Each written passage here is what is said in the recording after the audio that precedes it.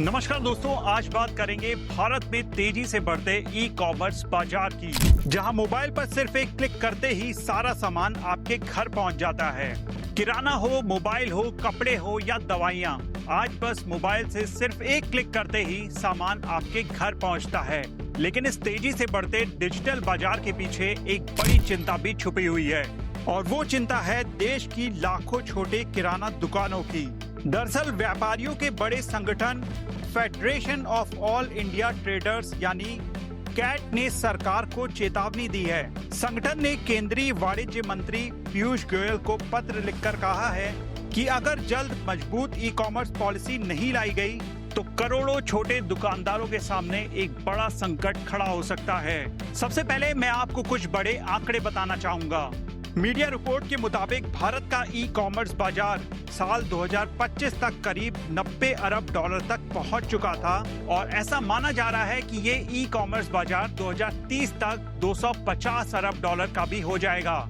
यानी कि आने वाले समय में ये ऑनलाइन खरीदारी का कारोबार कई गुना बढ़ने वाला है। इसकी सबसे बड़ी वजह बताई जा रही है ये नई पीढ़ी जो तेजी से ऑनलाइन शॉपिंग की तरफ बढ़ रही है। रिपोर्ट कहती है कि 2030 तक करीब 22 करोड़ नए ग्राहक ऑनलाइन खरीदारी से जुड़ सकते हैं, और कुल ऑनलाइन खर्च में इनकी हिस्सेदारी करीब 45% तक हो सकती है। और ये ऑनलाइन खरीदारी सिर्फ बड़े शहरों में नहीं हो रही है, इसमें छोटे शहर कस्बे तक में ऑनलाइन खरीदारी देखने को मिल रही है।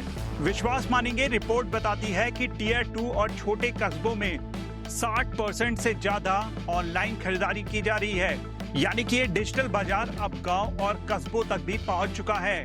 लेकिन चिंता की बात यह है कि छोटे दुकानदार इस मुकाबले में पीछे होते दिख रहे हैं। कैट का कहना है कि बड़ी ई कॉमर्स कंपनियां ऐसे तरीके अपना रही हैं जिससे छोटे व्यापारियों के लिए टिक पाना मुश्किल हो गया है, जैसे कि भारी डिस्काउंट देना, कुछ चुनिंदा ग्राहकों को स्पेशल डिस्काउंट देना, और कई बार बहुत कम कीमत पर सामान बेच देना।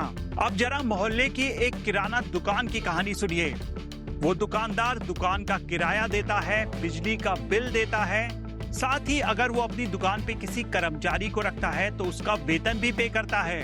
कई बार उसको उधार भी देना पड़ जाता है, और जरूरत पड़ने पर उसे दुकान का सामान घर तक लोगों के पहुंचाना पड़ता है। लेकिन जब ग्राहक सस्ती कीमत देखकर खरीदारी करने लगे तो इन छोटे दुकानदारों का टिक पाना मुश्किल हो जाता है।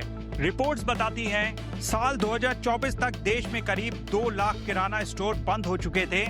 मेट्रो शहरों में करीब 45% और टियर 1 शहरों में करीब 30% दुकानें प्रभावित हुई हैं। यही वजह है कि अब व्यापारी संगठन सरकार से सख्त नियम बनाने की मांग कर रहे हैं ताकि छोटे कारोबारियों को भी बराबरी का मौका मिल सके।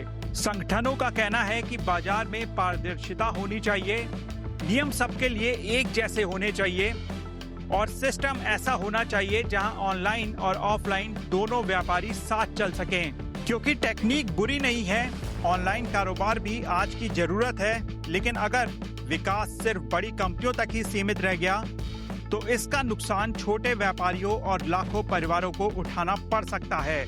अब मेरा आज का सबसे बड़ा सवाल आपसे ये है कि क्या देश में डिजिटल विकास और छोटे व्यापार दोनों के बीच संतुलन बन पाएगा?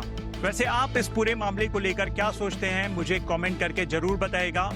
वैसे मेरा तो ये मानना है कि हम सभी को अपने आसपास के छोटे दुकानदारों को भी सपोर्ट करना चाहिए।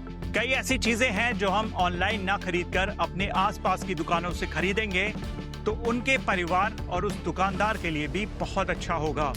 इस वीडियो में दोस्तों इतना ही रखता हूँ, फिर मिलता हूँ अगले वीडियो में। This is me Shalabh Dixit signing of.